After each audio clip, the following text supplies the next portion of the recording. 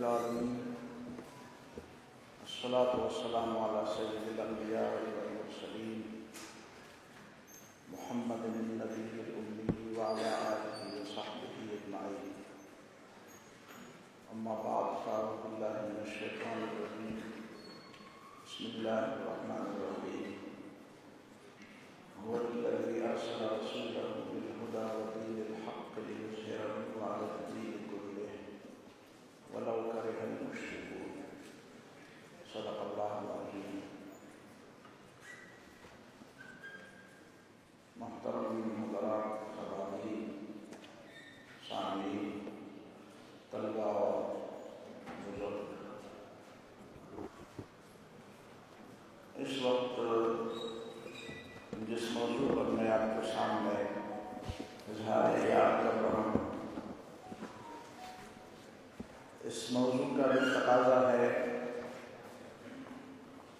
اور موسم کا بھی تقاضا ہے کہ ان باتوں کو زیادہ غور و فکر کے ساتھ گوشتبار کیا جائے اور زیادہ غور و فکر کے ساتھ اس کو سنا جائے۔ یہ موضوع تو بہت وسیع بھی ہے، عزیز بھی ہے، گہرا بھی ہے اور اس کی کئی شاخیں ہیں، لیکن میری کوشش ہوگی کہ میں اس کی بنیادی نکات آپ کے سامنے رکھوں۔ سب سے پہلی بات مولانا مودودی رحمہ اللہ کی دین کی جو تعبیر ہے، یہ تعبیر کے لفظ سے میں اختلاف کرتا ہوں۔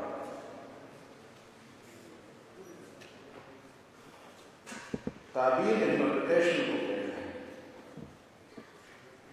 اس کا مطلب ہے کہ بات دراصل کوئی اور ہے، اس کی تعبیر کوئی اور ہے، اور تعبیر میں اختلاف بھی ہو سکتا ہے۔ جن لوگوں نے مولانا مودودی کے خلاف لکھا ہے، انہوں نے مولانا مودودی کی فکر کو صرف ایک ایسا جامہ پہنانے کے لیے یہ لفظ ایجاد کیا ہے کہ وہ پڑھنے والے یا سننے والے کو یہ سمجھانا چاہتے ہیں کہ اصل دین دوسری چیز ہے، مولانا مودودی جو کچھ کہہ رہے ہیں یہ تعبیر ہے، یہ اصل حقیقت میں دین نہیں ہے۔ سب سے پہلے تو میں نہیں کہوں گا، لیکن بہت پہلے دو قسم کے لوگوں نے مولانا مودودی کے خلاف اور ان کی فکر کے خلاف لکھا۔ ان میں ایک شخصیت مولانا سید ابوالحسن علی ندوی ہے، جنہوں نے اپنی کتاب کا نام رکھا عصر حاضر میں دین کی تفہیم و تشریح۔ ایک اور صاحب ہیں ہندوستان کے، وحید الدین خان، انہوں نے بھی مولانا مودودی کی فکری جو موقف ہے، اس موقف کو زخمی کرنے کے لیے، اس موقف کو غیر مؤثر کرنے کے لیے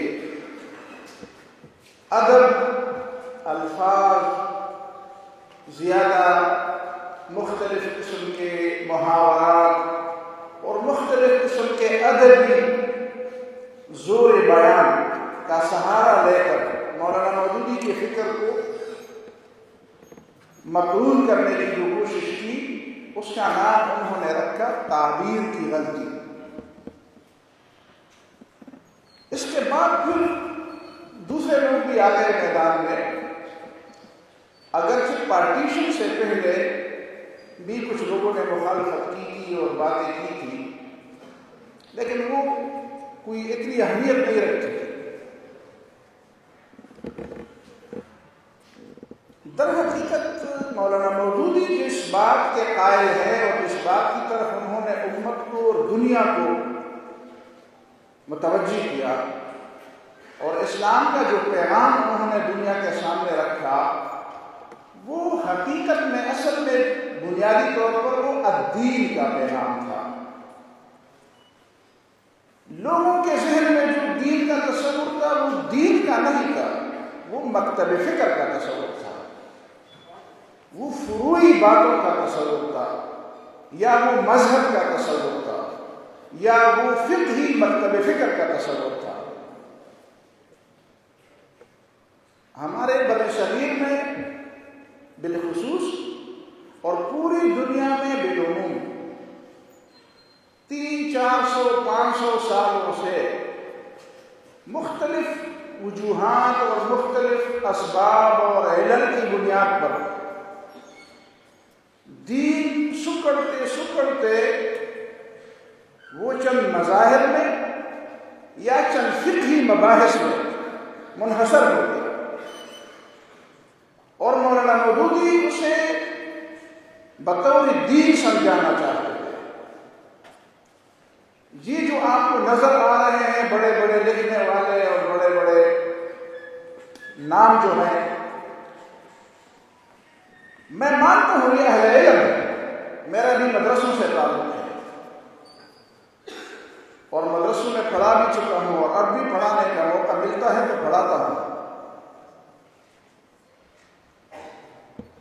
میں شرح صدر کے ساتھ یہ بات کہتا ہوں کہ ان لوگوں کی ساری مہارتیں وہ فقہی اور فروعی مسائل میں تو ہیں، لیکن جہاں تک الدین کا تعلق ہے وہ ان کے لیے بالکل انجان اور ناآشنا اور نامانوس چیز ہے۔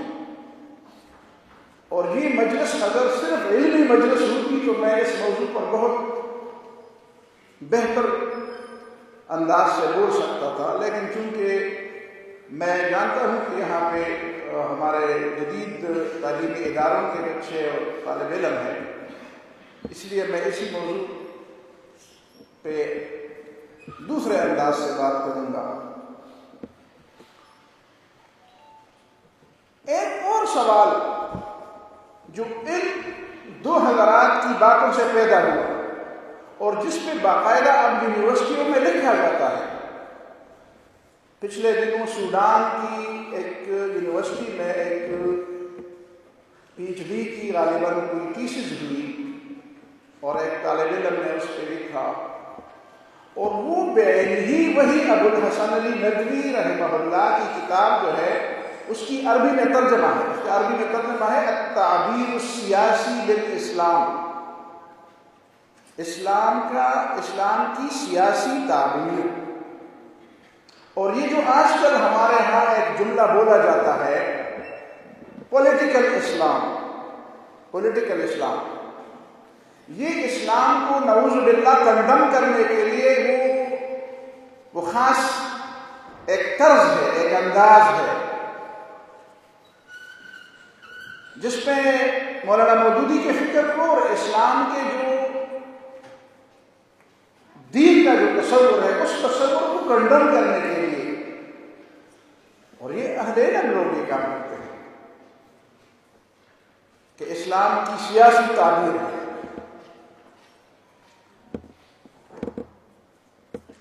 میں آپ کو یہ بتانا چاہتا ہوں اور دلائل میں دوں گا، اگرچہ وقت بہت کم مجھے دیا گیا ہے،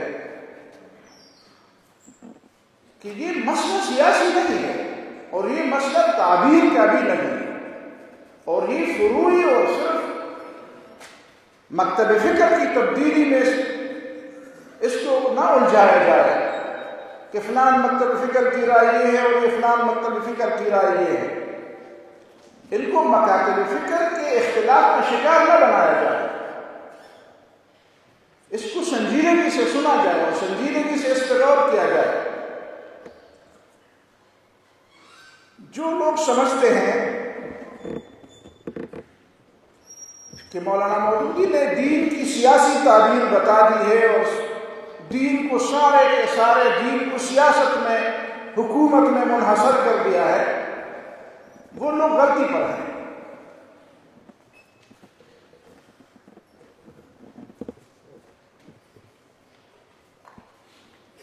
بہت محترم صاحب جنہوں نے یہ مولانا مودودی کے بارے میں لکھا ہے،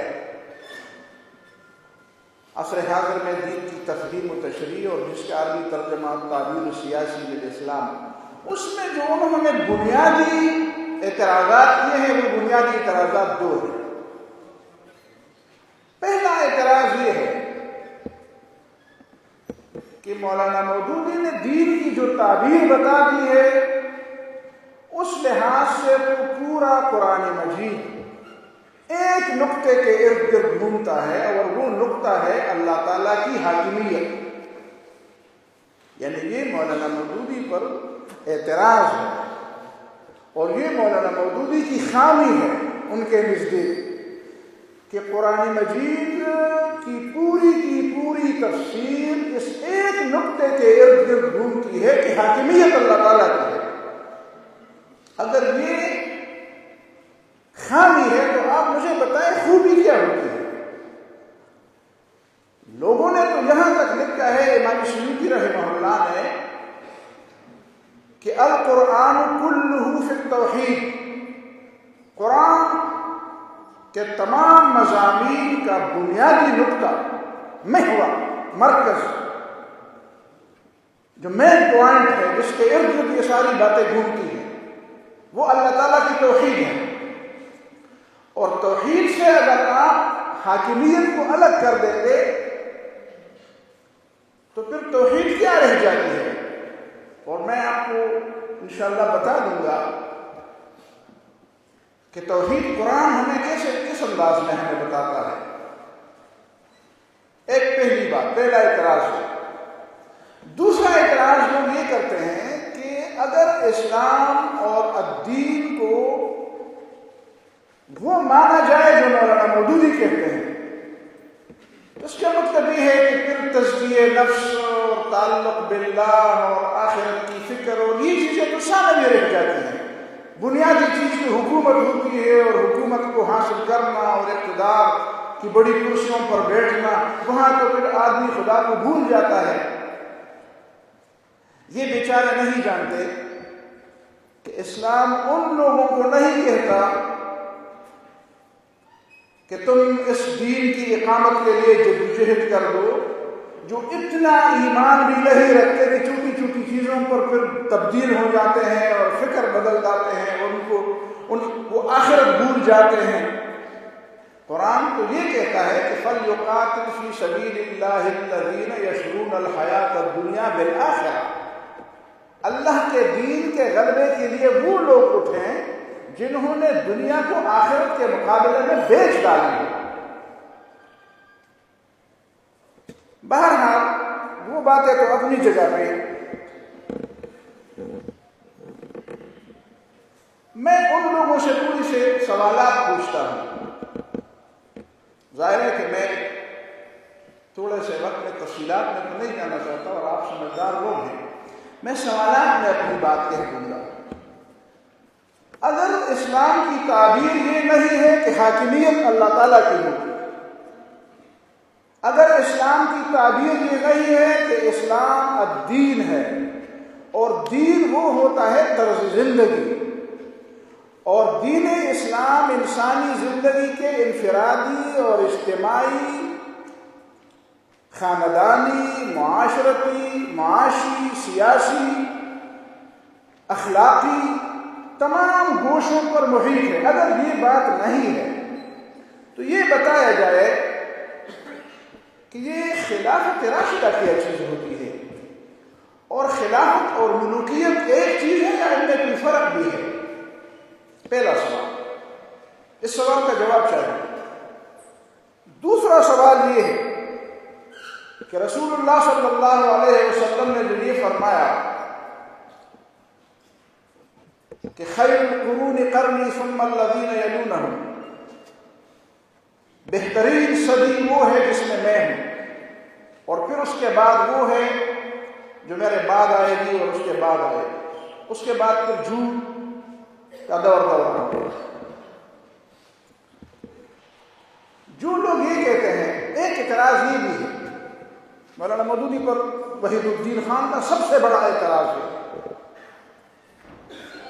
کہ آپ نے اسلام کی جو تعبیر بتا دی ہے وہ تعبیر تو 1400 سال میں لوگوں کے لیے نامانوس تھی. ابھی میرے بھائی نے جو میرے آنے سے پہلے جو بات کی اس میں ذرا میں تصحیح کرنا چاہتا ہوں. یہ بات جب ہم کرتے ہیں کہ مولانا مودودی نے وہ کام کیا جو کسی نے نہیں کیا تھا، یہ بات غلط ہے اور 100% غلط ہے. مولانا مودودی نے وہ کام کیا جو سارے مجددین نے کیا.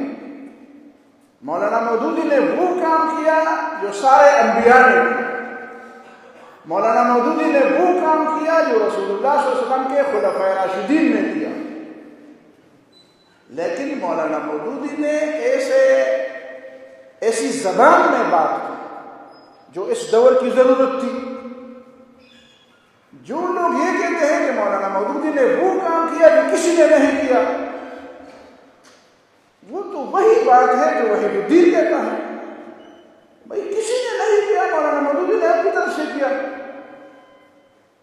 مولانا مودودی نے وہ کیا جو سارے انبیاء نے کیا، جو صدیقین نے کیا، جو خلفائے راشدین نے کیا، جو مجددین نے کیا، جو مصلحین نے کیا، جو قرآن کہتا ہے، جو سیرت رسول کہتی ہے، جو سنت رسول کہتی ہے. لیکن مولانا مودودی نے ہمیں اپنی زبان میں سمجھایا. یہ اپنی زبان میں سمجھانے والی بات تو آپ کی ٹھیک ہے کہ سمجھایا ہمیں مولانا مودودی نے کہ ابن تیمیہ کی زبان ہم نہیں سمجھتے تھے، غزالی کی زبان ہم نہیں سمجھتے تھے، اسی طرح ہم شاہ ولی اللہ رحمہ اللہ کی زبان نہیں سمجھتے تھے. مولانا مودودی نے ایسی زبان میں ہمیں سمجھایا جس کو ہم سمجھتے. یہ بات ہے اور 100% ٹھیک ہے. لیکن یہ بات کہ وہ کام جو مولانا نے کیا، اسی لیے میں کہتا ہوں کہ رسول اللہ صلی اللہ علیہ وسلم کے بعد جو خلافت راشدہ تھی، اور نبی نے فرمایا خلافت راشدہ میرے بعد 30 سال ہوگی، میں ان لوگوں سے پوچھتا ہوں کہ جو یہ سمجھتے ہیں کہ مولانا مودودی نے جو فکر دی وہ تو گزشتہ چند کافی صدیوں میں کسی نے بھی یہ کام نہیں کیا. یہ تو نہ بس لوگوں نے تو واعظ کی، نصیحتیں کی، درس کیے، تدریس کیے، لوگوں کی اصلاح کی، تعلیم اور تربیت کا کام سنبھالا. یہ جو دین کو غالب کرنے کی بات تھی یہ تو صرف مولانا مودودی کہتے ہیں. یہ جھوٹ بولتے ہیں. اگر یہ جھوٹ نہیں ہے تو پھر خلافت اور ملوکیت کا فرق کیا ہے؟ دوسری بات میں یہ پوچھتا ہوں کہ امام حسین رضی اللہ تعالیٰ عنہ کی شہادت یہ واقعہ کیوں پیدا ہوا؟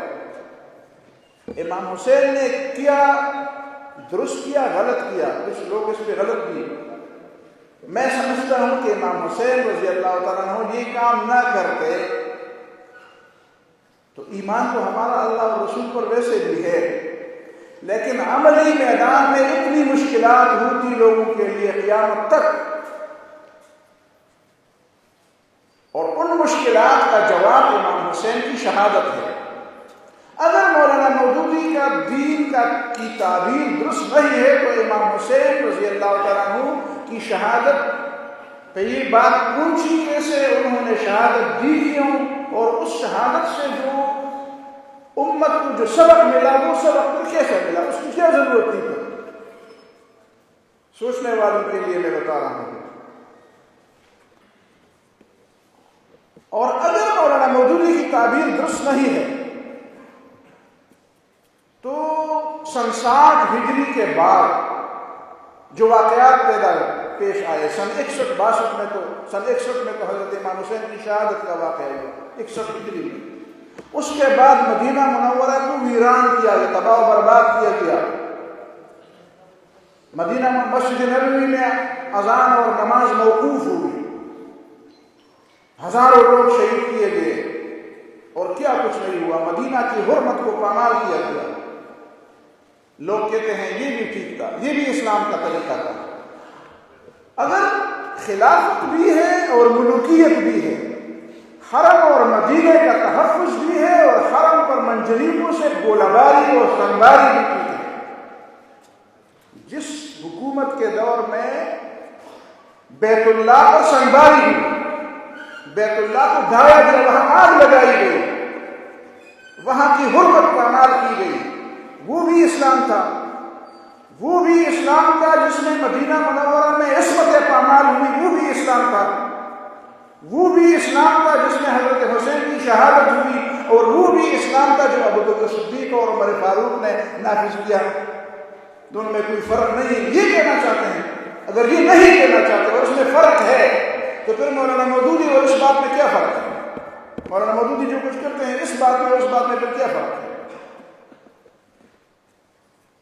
دوسری بات، یہ جو تاریخ میں ہم بڑے بڑے لوگوں کے نام سنتے ہیں، ہم امام ابو حنیفہ کا نام سنتے ہیں، کوڑے کھائے، جیل سے جنازہ نکلا۔ ہم امام مالک کا نام سنتے ہیں، کوڑے کھائے، جیل گئے اور ایسے گلی کوچوں میں پھیرائے گئے جیسے مجرم پھیرائے جاتے ہیں۔ ہم امام احمد بن حنبل کا نام سنتے ہیں، ایسا کچھ ان کے ساتھ ہوا کہ 70 علماء نے ان کے قتل کا فتویٰ دیا،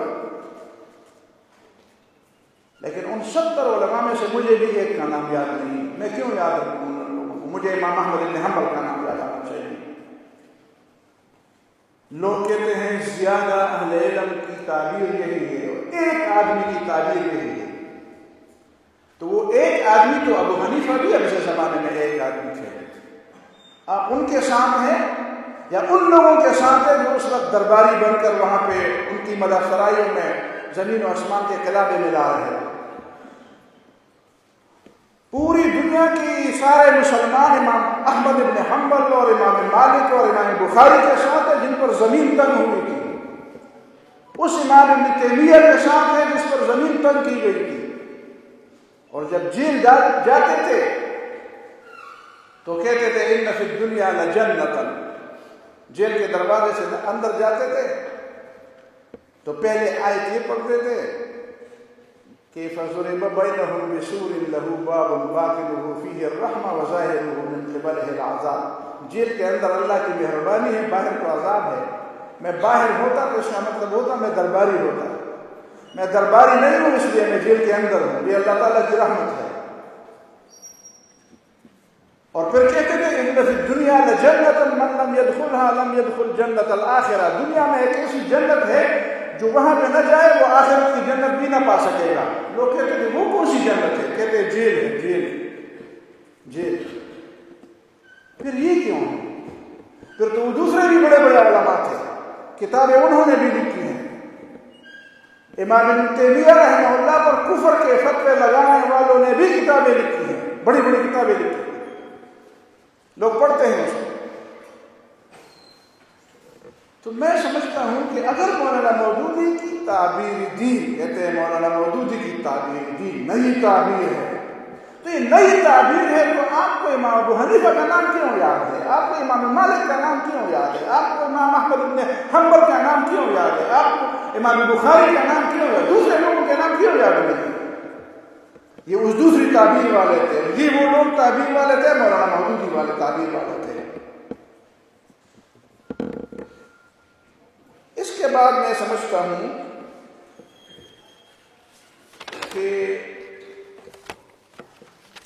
اس سوال کا جواب دے دیں۔ کہتے ہیں کہ جب حکومت کی باتیں ہوتی ہیں تو پھر تزکیہ نہیں رہتا۔ میرے ایک محترم دوست ہیں، بہت اچھے عالم ہیں، اب بھی بقید حیات ہے، میں کبھی کبھی ان سے ملتا بھی ہوں، وہ جمہوریت کے بڑے سخت مخالف ہیں۔ جمہوریت پہ اگر میں بات کروں تو بات لمبی ہو جائے گی۔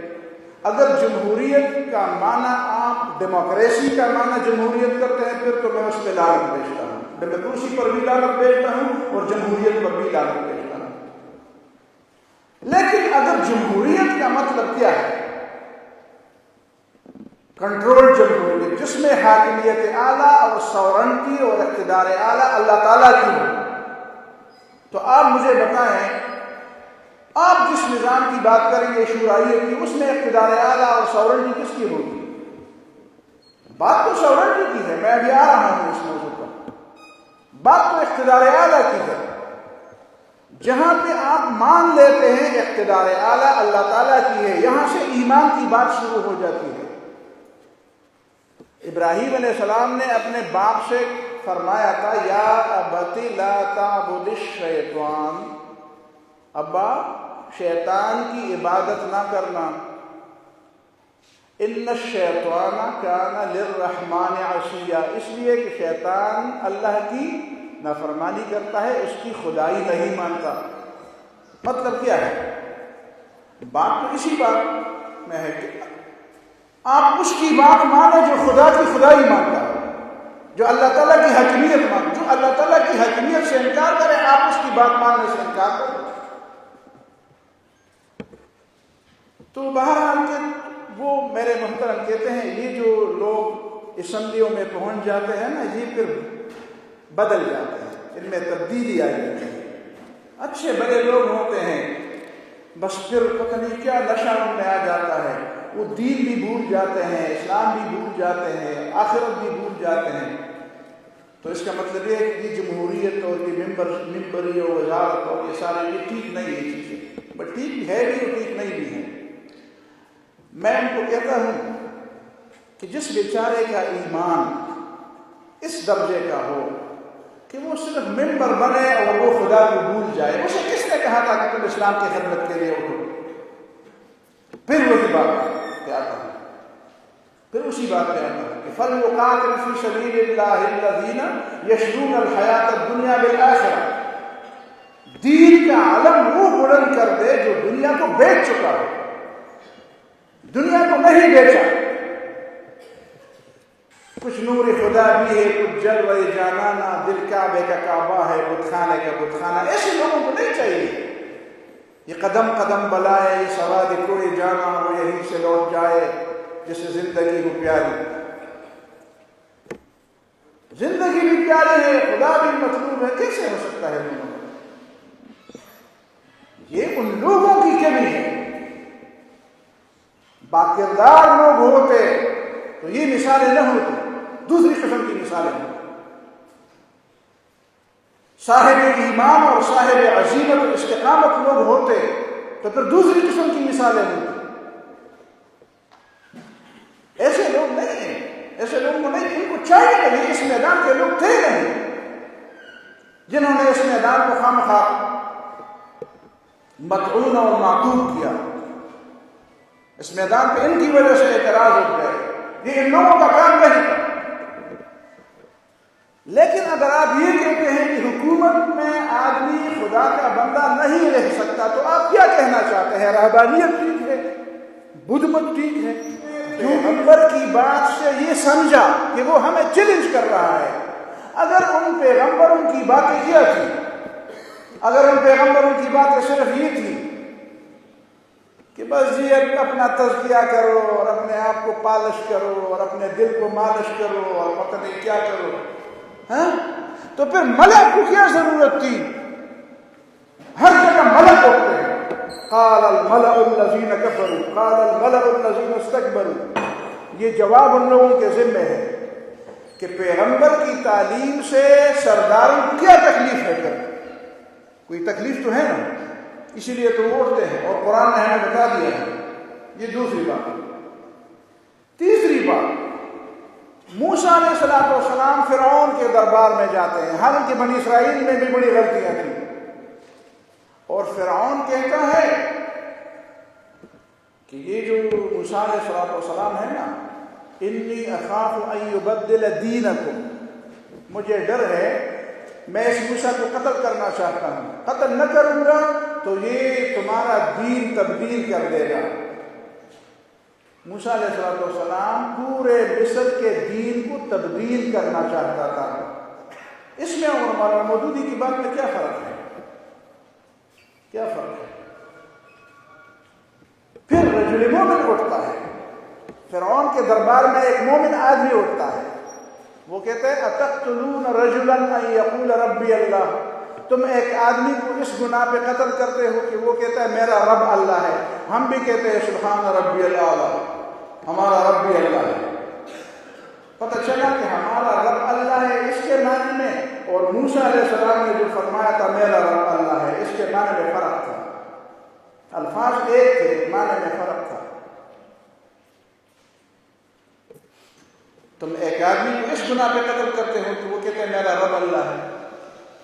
کچھ لوگ کہتے ہیں یوسف علیہ السلام مصر میں نوکر تھے، یہاں پہ سورہ مومن میں رجل مومن اس کا حوالہ فرعون کے سامنے دیتا ہے، فرعون کے سامنے کہتا ہے وَلَقَدْ جَاءَكُمْ يُوسُفُ مِنْ قَبْلُ بِالْبَيِّنَاتِ، تم سے پہلے اسی تخت پر یوسف علیہ السلام بیٹھے تھے۔ فرعون نے یہ نہیں کہا کون سے یوسف کی بات کرتے ہیں، وہ جو ہمارا نوکر تھا؟ نہیں، وہ نوکر نہیں تھا نا، وہ بادشاہ تھا، اس لیے فرعون چپ ہوا۔ وہ نوکر ہوتا تو فرعون کہہ دیتا۔ یہ تیسری بات ہے۔ آپ بتائیں نبی صلی اللہ علیہ وسلم کے مخالفین میں آپ سب سے جو ٹاپ مخالفین ہیں رسول اللہ صلی اللہ علیہ وسلم کے، ان میں دو نام آپ کو میں بتاؤں، آپ مجھے کیا بتائیں گے؟ دو نام، بڑے بڑے نام، ایک بڑا نام مکے میں بتائیں، ایک بڑا نام مدینے میں بتائیں۔ جس نے بھی سیرت پڑھی ہوگی وہ مکے معظم میں جو نام بتائے گا وہ ابو لہب ہوگا، ٹھیک ہے، اور مدینے میں جو نام بتائے گا وہ عبداللہ بن ابی ہوگا۔ یہ باتیں نہیں ہیں۔ اس کی وجہ کیا ہے؟ اس کی وجہ یہ ہے کہ ابو لہب جو تھا وہ نبی صلی اللہ علیہ وسلم کا سگا چچا تھا، لیکن وہ سرداری کے لیے لڑ رہا تھا۔ وہ کہتے ہیں مکہ کا سردار میں ہوں گا۔ وہ تھا تو بنو ہاشم میں، لیکن شادی اس نے کی تھی بنو امیہ میں۔ وہاں بنو امیہ اور بنو ہاشم کے آپس میں شادیاں نہیں کرتے تھے، بڑی مشکل سے اس نے شادی کی، اور میں اس تفصیل میں نہیں جاؤں گا کہ اس کی شادی پر کیسے ہوئی اور اس کی تفصیل چھوڑیں، وہ تفصیلات یہ جگہ نہیں۔ کیوں اس نے بنو امیہ میں شادی؟ کہتے ہیں میں بنو ہاشمی تو میں ہوں، اور بنو امیہ اور بنو ہاشم کے درمیان سرداری کے لیے لڑائیاں ہوتی ہیں تو میں ان کا داماد بنوں گا تو وہ بھی میری مخالفت نہیں کریں گے۔ اب بھتیجے نے تو سارا کھیل ہی بگاڑ دیا۔ جب اس کو پتہ چلا کہ محمد صلی اللہ علیہ وسلم تو پیغمبر ہو گئے اور پیغمبری کا دعویٰ کرتے ہیں، اس کا مطلب یہ ہے کہ میں نے تو یہ سارے پاپڑ اس لیے بیلے تھے کہ میں مکے کا سردار بنوں گا، اسی لیے اس کا قرآن میں نام آیا اور اس کی بیوی کا بھی نام آیا۔ کسی مسجد میں کسی کی بیوی کا نام لینا، مجلسوں میں لوگوں کسی کی بیوی، قرآن نے اس کی بیوی کا بھی نام لیا، وَامْرَأَتُهُ حَمَّالَةَ الْحَطَبِ۔ یہ کیوں لیا؟ اتنا سخت وار اس کے سر پر کیوں کیا؟ اس کی وجہ ہے، اس کی وجہ ہے وہ نبی صلی اللہ علیہ وسلم وہ بات سمجھ چکا تھا کہ یہ محمد صلی اللہ علیہ وسلم جو پیغام یہ دنیا پر غلبے کے لیے آئے ہیں، اور میں کہتا ہوں کہ میں غلبے کے لیے۔ عبداللہ بن ابی کو کیا ہوا؟ عبداللہ بن ابی اسی لیے سب سے بڑا مخالف تھا کہ عبداللہ بن ابی نبی صلی اللہ علیہ وسلم کے آنے سے پہلے مکے کے لوگ اس پہ اتفاق کر چکے تھے کہ اس کو مکے کا سردار بنائیں گے، اور جب نبی صلی اللہ علیہ وسلم تشریف لائے تو ان کی سرداری غارت ہو گئی۔ وہ کہتے ہیں اچھا یہ آدمی نہ آتا تو مکے کا بادشاہ تو میں تھا۔ اب جو لوگ کہتے ہیں کہ نہیں جی ہم تو صرف دعوت دینے والے ہیں، تو نبی صلی اللہ علیہ وسلم کو کہہ دیتے نا کہ سرداری تم لے لو، دعوت میں دوں گا، سرداری تمہاری ہو گئی اور دعوت میں دوں گا، میں مسجد میں صرف درس دوں گا، اور سرداری نبی صلی اللہ علیہ وسلم نے ان کو کیوں نہیں دی سرداری؟ نبی صلی اللہ علیہ وسلم کو بتایا گیا کہ یہ آدمی اسی لیے باوڑا ہو رہا ہے، پاگل ہو رہا ہے کہ ان کی سرداری چھن گئی۔ تو نبی صلی اللہ علیہ وسلم اگر سرداری کے کوئی اہمیت ان کے ہاں نہیں تھی تو نبی صلی اللہ علیہ وسلم کہتے یار میں بادشاہی کو کیا کرتا ہوں، سرداری کو وہ لے لے، کہتے ہیں صرف جنت لے جانا۔ تو اب عبداللہ بن ابی کا بھی حق تھا نا، وہ جس بات پہ جہنم پہ جا رہا تھا اس کو بھی جہنم سے بچانا ضروری تھا نا، تو سرداری ان کو دے دیتے، وہ جہنم سے بچ جاتا، اس کو ایک چیز مانگتے تھے۔ اس کے بعد ابو طالب جب آئے اور لوگ مکے کے آ گئے نبی صلی اللہ علیہ وسلم کے پاس، ابو طالب نے کہا برخوردار یہ تمہاری قوم کے سردار ہیں، یہ تم سے باتیں کرنے آئے ہیں اور تم نے ان کو مخامخا ایک مصیبت میں ڈالا ہے، ذرا ان کی بات بھی سنو اور ان کو جواب بھی دو۔ تو رسول اللہ صلی اللہ علیہ وسلم نے فرمایا میں نے ان کی باتیں سنی ہیں، میں ان سے صرف ایک بات کا مطالبہ کرتا ہوں۔ وہ بات کیا ہے؟ یہ مکے کی باتیں ہیں، کہتے ہیں اريد منهم کلمۃ، میں ان سے صرف ایک بات کا مطالبہ کرتا ہوں، وہ پڑھ لیں، وہ کلمہ مجھے دے دیں، تدین لهم بها العرب وتؤدي لهم بها العجم الجزیہ، سارا عرب اور عجم ان کا تابع ہو جائے گا، سارا عرب اور عجم ان کے زیر نگین آئے گا، وہ ایک کلمہ پڑھ لیں۔ وہ ایک کلمہ کیا کہتے ہیں؟ ایک نہیں 10 کلمے پڑھ لیں گے، کہتے ہیں وہ لا الہ الا اللہ محمد رسول اللہ ہے۔ تو آپ نے اور ہم نے بھی تو لا الہ الا اللہ محمد رسول اللہ پڑھ لیا ہے، تو ہمارے تصور میں یہ بات ہے کہ اس کے پڑھنے سے عرب اور عجم ہمارے زیر نگین آئیں گے، یہ پھر کون سی بات ہوئی؟ پھر جب رسول اللہ صلی اللہ علیہ وسلم ہجرت کرتے ہیں اور مکے والے ان کے سر کی قیمت 100 اونٹ مقرر کرتے ہیں، اور پیچھے سے سراقہ بن مالک ایک آدمی ہے، انہوں نے پہچان لیا کہ یہ ہے وہ آدمی، اور سراقہ اس انعام کے لالچ میں پیچھے جاتے ہیں، تو نبی صلی اللہ علیہ وسلم کو کیا کہتے ہیں؟ کہتے ہیں سراقہ 100 اونٹ کے لیے میری جان کے در پہ ہو، میں تو تمہارے ہاتھوں میں کسرا ایران کے بادشاہ کے کنگن دیکھتا ہوں۔ وہ کہتے ہیں کون سے کسرا؟ کہتے ایران کے بادشاہ، ہاں ایران کے بادشاہ، یہ کیسے ہوگا؟ یہ ہوگا، یہ کیا بات ہوئی؟ نہیں جی، دین کا تصور تو یہ ہے کہ بس اپنا دل اور اپنا ذہن ہو، بس فکر ہو، بس نمازیں پڑھے اور سجدے ہو لمبے لمبے، اور دنیا کے کام کو چھوڑے، یہ دنیا کے نہیں۔ وہ تو کہتے ہیں اچھا ایران کا کسرا کنگن آپ کو ویسے مانگیں گے تو دے دے گا۔ اور ایک وقت حضرت عمر رضی اللہ عنہ کے زمانے میں آیا، سن 17 ہجری میں ایران فتح ہوا، کنگن آ گئے، سراقہ بن مالک کو پہنائے گئے، اس کا جو چوغا تھا جس پہ بڑے بڑے جواہرات جڑے ہوئے تھے وہ ان کو پہنایا گیا، اور حضرت عمر نے کہا مسجد میں کھڑے ہو جاؤ۔ سراقہ جسم سے بھی ذرا ڈیل ڈول والے جسم والے تھے، اور کہتے ہیں بخن بخن، شکر ہے، واہ واہ واہ، جس طرح ہم کہتے ہیں واہ واہ، رسول اللہ صلی اللہ علیہ وسلم کی بات پوری ہو گئی۔ فتن من بنی مدلج، بنو مدلج دیہات، عربوں کے ایک دیہاتی آدمی کے ہاتھ میں کسرا کے کنگن، اور اس کے سر پر کسرا کا تاج، اور اس کے جسم پر کسرا کا چوغا، اور یہ جو رسول اللہ صلی اللہ علیہ وسلم نے یہ کیسے ملا؟ جا کر کسرے کے سامنے جھولی پہ لائی کہ جی ہمیں یہ چوغا دے دو، ہم نے اپنے نبی کی پیشنگوئی پوری کرنی ہے، ہاں ذرا کنگن ہمیں دے دو تاکہ ہمیں دیہاتی کو پہنائے۔ یہ کیا چیز ہے؟ اسلام حاکمیت نہیں چاہتا تو یہ کیا ہے؟ اور باتیں ذرا تفصیلی ہو جائیں گی۔ غزوات کا کیا مطلب ہے؟ جہاد اور جنگ کا مطلب کیا ہے؟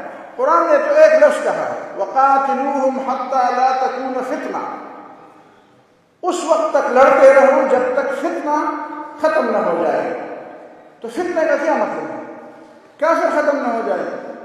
تو یہ بات تو رسول اللہ نے نہیں فرمائی کہ دنیا میں جتنے کافر پاؤ تو سب کو قتل کرو، یہ تو نہیں بتایا، یہ تو نہیں بتایا کہ جنگ کا مطلب سارے کافروں کو قتل کرنا، یہ تو کسی مسلمان نے نہیں کہا، کسی عالم نے نہیں کہا، کسی پیغمبر نے نہیں کہا۔ تو کیا مطلب ہے؟ فتنے کا مطلب پھر کیا ہوا؟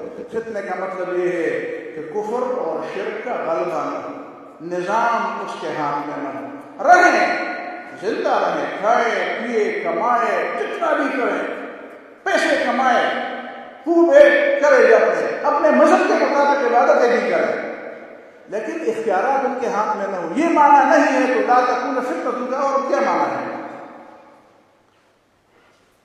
اور اذا جاء نصر اللہ والفتح، اس کا پھر کیا مطلب ہے؟ صرف دعوت سے مکہ معظمہ میں کل مسلمان کتنے تھے؟ 300 سے زیادہ نہیں۔ بدر ہوئی دوسرے سال، اس میں 313 مسلمان جنگ میں شریک تھے، کچھ مدینہ منورہ میں رہ بھی گئے تھے۔ احد میں پھر 700 مسلمان شریک ہوئے، اس کے بعد پھر خندق میں تو سارے مدینہ والے تھے۔ سن 7 ہجری میں رسول اللہ صلی اللہ علیہ وسلم کے ساتھ 10,000 لوگ گئے۔ سن 8 ہجری میں فتح مکہ کے لیے 10,000 لوگ۔ سن 7 ہجری میں صلح حدیبیہ میں 1400 لوگ گئے۔ ایک سال میں 1400 سے تعداد 10,000 تک پہنچ گئی۔ دن میں 10,000 سے تعداد 12,000 تک پہنچ گئی جب حنین کا غزوہ ہو رہا تھا. 1 سال بعد جب تبوک کا غزوہ ہو رہا تھا تو 30,000 کی تعداد تھی. اس کے 1 سال بعد جب نبی صلی اللہ علیہ وسلم حجۃ الوداع میں تھے تو 1,20,000 تعداد تھی.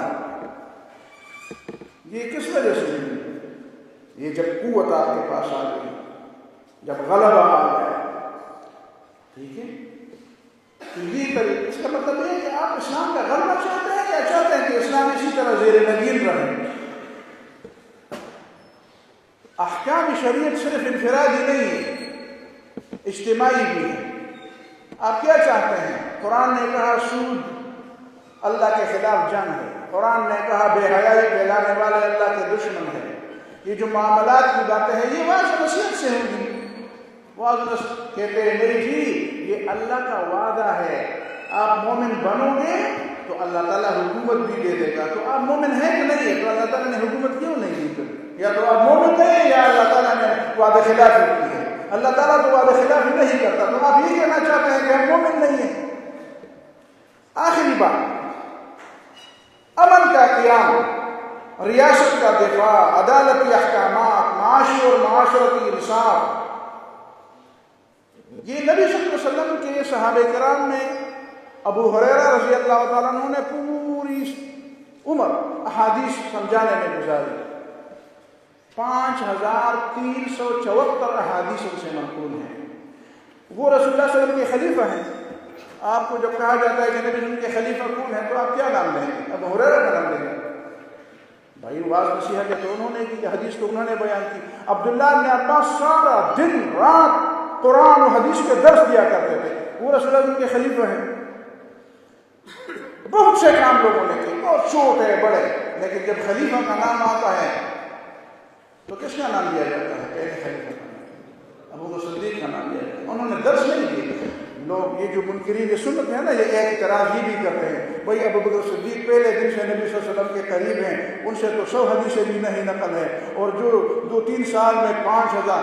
تو آپ جانتے نہیں نا، آپ کے پاس اتنا علم نہیں ہے، اتنی عقل اتنی سمجھ نہیں ہے، اللہ نے نہیں دی ہے، تو میں کیا کروں؟ اس کا میں ذمہ دار ہوں کہ اللہ تعالیٰ نے آپ کو سمجھ نہیں دی ہے. آپ مسئلے کو سمجھتے نہیں ہیں، سمجھتے تو پتہ چل جاتا کہ ابو بکر صدیق کیا کام کر رہے ہیں. اور ایک آخری بات، بس میرا وقت میں نے زیادہ لے لی. آخری بات، یہ سورہ النساء کی ایک آیت ہے، بس اس کا میں ترجمہ کرتا ہوں، آپ پر چھوڑ دیتا ہوں کہ آپ کا اس کا کیا مطلب لیتے ہیں. اگر اسلام غلبہ نہیں چاہتا اور اسلام جامع نظام زندگی نہیں ہے جس طرح مولانا مودودی نے فرمایا، تو اس آیت کا مطلب کیا ہے؟ ان الذین توفاہم الملائکہ، وہ لوگ جن کی روح فرشتے اس حالت میں قبض کرتے ہیں، ظالمی انفسہم، کہ جو اپنے آپ پر ظلم کرنے والے ہیں. قالوا فیما کنتم، فرشتے ان سے کہتے ہیں تم کہاں ہو، تم کہاں رہنے والے، کہاں رہتے تھے تم، فیما کنتم، تم دین کے کس باب میں تھے. قالوا كنا مستضعفین فی الارض، کہتے ہیں ہم تو زمین میں کمزور تھے، ہم زمین میں ہم پر کفر کا غلبہ تھا، ہم تو جی کمزور تھے، ہم مغلوب تھے، اوپر نظام کفر کا تھا، ہم مسلمان تو تھے لیکن کمزور تھے. قالوا الم تکن ارض اللہ واسعۃ، فرشتے ان کو کہتے کیا اللہ کی زمین اتنی وسیع نہیں تھی کہ تم فتوحاتم فیہا، کہ تم اس میں ہجرت کرتے. فاولئک مأواہم جہنم، یہ وہ مومن ہیں جن کی جگہ جہنم ہے. وساءت مصیرا، اور وہ بہت برا ٹھکانہ ہے.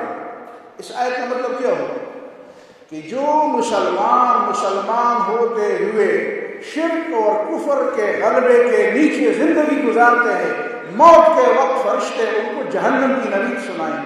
الا المستضعفین، سوائے ان لوگوں کے جو یا تو خواتین ہوں یا بچے ہوں یا وہ بوڑھے اور کمزور لوگ ہوں جو وہاں سے نکل نہیں سکتے. اگر اقامت دین اور غلبہ دین اور حاکمیت الہیہ یہ نہیں ہے تو پھر اس آیت کا مطلب کیا ہے؟ اور ان لوگوں کا کیا بنے گا جو کلمہ پڑھتے ہوئے پہلے وار میں فرشتے ان کو کہتے ہیں وساءت مأواہم جہنم، جہنم ان کا ٹھکانہ ہے اور بہت برا ٹھکانہ ہے. یہ چند منتشر قسم کی باتیں تھیں جو میں نے آپ کے سامنے رکھی. امید ہے جن لوگوں نے غور سے یہ باتیں سنی ہوں گی ان کے ذہن میں کم از کم یہ تصور تو آیا ہوگا مولانا مودودی کیا کہنے والے تھے؟ قرآن نے ہم سے کیا کہا، سیرت رسول اور سنت رسول نے ہم سے کیا کہا۔ اقول قولی ھذا واستغفر اللہ لی ولکم ولسائر المسلمین۔